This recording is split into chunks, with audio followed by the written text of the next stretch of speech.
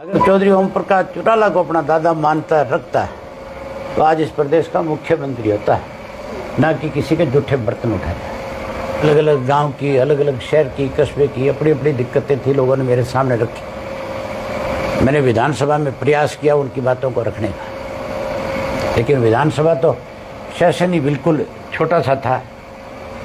3 seating थी, उन 3 seating में मान के चलो कि आधे से ज़्यादा टाइम तो बिलों में आपके क्वेश्चन ओवर में चला जाता था, 0 ओवर में चला जाता था।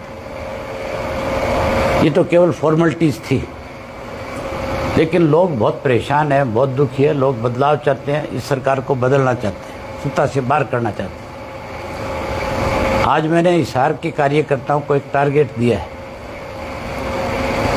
कि आप बड़ा डिस्ट्रिक्ट है, 7 कॉन्स्टिट्यूंसी है, हर कॉन्स्टिट्यूंसी से 5000 हमारी पार्टी के बुजुर्ग और नौजवान आएंगे और हर हल्के में 1-1 हज़ार माताओं और बहनों को भी हमने जिम्मेवारी सौंपी है, उनको भी लेकर के आओ। मुझे बहुत भरोसा है अपने पार्टी के कार्यकर्ताओं कि जो टारगेट मैंने दिया है उससे भी ज़्यादा बड़ी संख्या में हिसार से लोग आ सकते हैं। 2 गांव के कार्यकर्ता ने मुझे स्लिप लिख करके भेजी, आपको सुनकर के हैरानी होगी। एक तो बालक गांव के कि 500 पुरुष और उसके साथ सैकड़ों की संख्या में महिलाएं हम लेकर के आए। इसी तरह सिवानी बोड़ान एक गांव है, वहाँ से भी यही था कि 500 से ज़्यादा हम अपने गांव के बड़े बुजुर्गों को, नौजवान साथियों को लेंगे और उसके साथ साथ 2 बसें महिलाओं की लेकर के आए। अगर एक के गांव से इतने इतने लोग निकल गए तो फिर आप ये मान के चलो कि जो ग्राउंड हमने बनाया है वो ग्राउंड बहुत छोटा पड़ जाएगा। जो ग्राउंड है वो पिछले ग्राउंड से 180 फीट ज़्यादा है, उसकी लंबाई 180 फीट ज़्यादा है और उसकी चौड़ाई भी जो है 20-20 फीट दोनों साइड ज़्यादा रखी पहले से। लेकिन अगर जिस तरह का हौसला है कार्यकर्ताओं में, उससे मुझे लगता है कि हमें उस ग्राउंड को अभी और बड़ा करना पड़ेगा।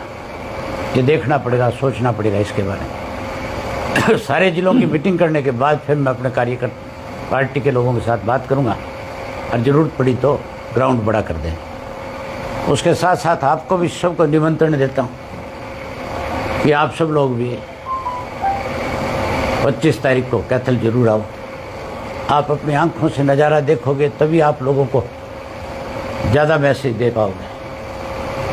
तो आपसे भी उम्मीद है कि आप भी आओगे। अगर जी आपकी पार्टी ने पूरे प्रदेश में परिवर्तन यात्रा की, लाखों लोगों से आप मिले होंगे इस दौर में, तो भविष्य में आप अकेले चुनाव लड़ेंगे इंडियन नेशनल लोक दल या किसी गठबंधन का के साथ जाएंगे?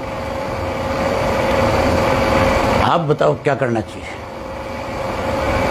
हमें तो जो हालात लग रहे हैं पूरे देश के अंदर, जैसे अभी 7 विधानसभा सीटें में 4 इंडिया गठबंधन ने जीती है, तो उसके अनुसार बीजेपी को बाहर रखने के लिए हमारा मूल्यांकन ये है कि इंडिया गठबंधन को मजबूत करना चाहिए।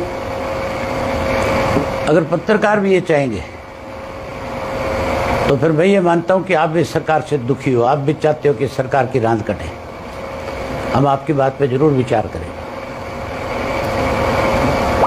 इससे पहले एक प्रेस कॉन्फ्रेंस और की जिसमें आपको लेकर के ये कहा गया कि भाई दुष्यंत चौटाला की तरफ से बयान था कि भाई मैं पीड़ित हूँ क्योंकि मेरे चाचा अभय सिंह चौटाला, एक सवाल के जवाब में उन्होंने कहा है। क्या सीरियस हूँ?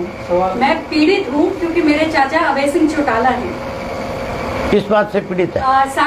विधानसभा सत्र के दौरान जिस तरीके से आपका आक्रामक रवैया या सवाल जिस तरीके से आप पूछते हैं विधानसभा सत्र में, तो उसको लेकर के एक सवाल पूछा गया था जिस पर जवाब में कहा कि मैं पीड़ित हूँ क्योंकि अभय सिंह चौटाला जी मेरे चाचा हैं। तो चाचा ही रहेगा क्या? चाचा थोड़ा ही बदला जाएगा। सर जिस प्रकार से कह दे अभय सिंह चौटाला चाचा नहीं, चौधरी ओम प्रकाश चौटाला उसके दादा थे। उसने उनको छोड़ करके गौतम को दादा बनाया, तब आज उसकी ये हालत है। तब आज हरियाणा छोड़ करके राजस्थान भागना पड़ रहा है। अगर चौधरी ओम प्रकाश चौटाला को अपना दादा मानता रखता है तो आज इस प्रदेश का मुख्यमंत्री होता है, ना कि किसी के जूठे बर्तन उठाता है।